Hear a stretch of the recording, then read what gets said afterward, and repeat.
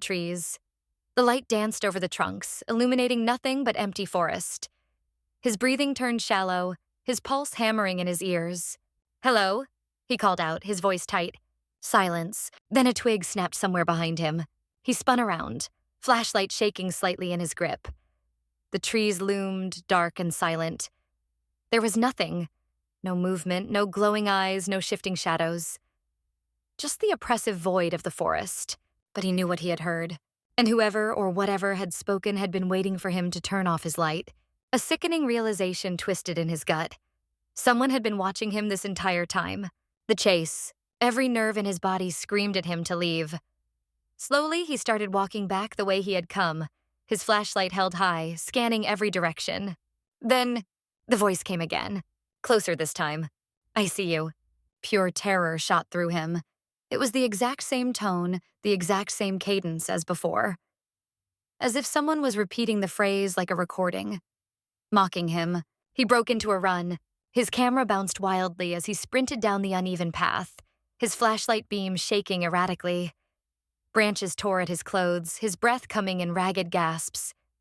He wasn't thinking anymore. Only moving. Only escaping. Behind him, deep in the trees, something was following. He couldn't hear footsteps, but he felt it. A presence closing in. Watching. Waiting. His mind raced with possibilities. Was it some deranged camper playing a sick joke? A hunter messing with him? Or was it something else entirely? The trees thinned ahead.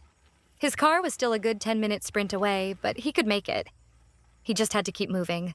Then, the voice came a third time, right next to his ear. "I see you."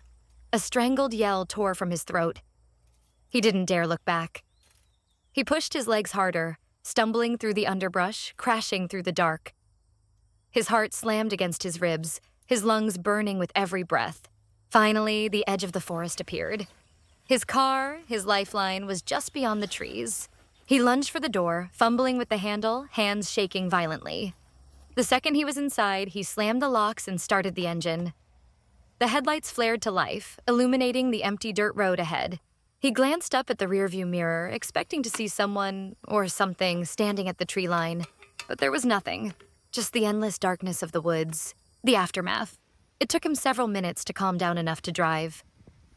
His hands trembled as he clutched the wheel, his mind replaying the events over and over. Had it been real? Or had his mind been playing tricks on him? Maybe it had been an animal making a sound that resembled speech, but deep down he knew better. It wasn't the voice itself that terrified him the most. It was the way it had spoken, the way it had waited, the way it had known exactly when to whisper those 3 chilling words. He never went back to that forest. And to this day, he doesn't turn off his flashlight in the woods anymore. Slow. It felt like an eternity. But finally, the road appeared in the dim glow of our headlights. Jake slammed on the brakes as we reached the pavement, unsure whether we should wait for the police or get as far away as possible. That's when we saw him.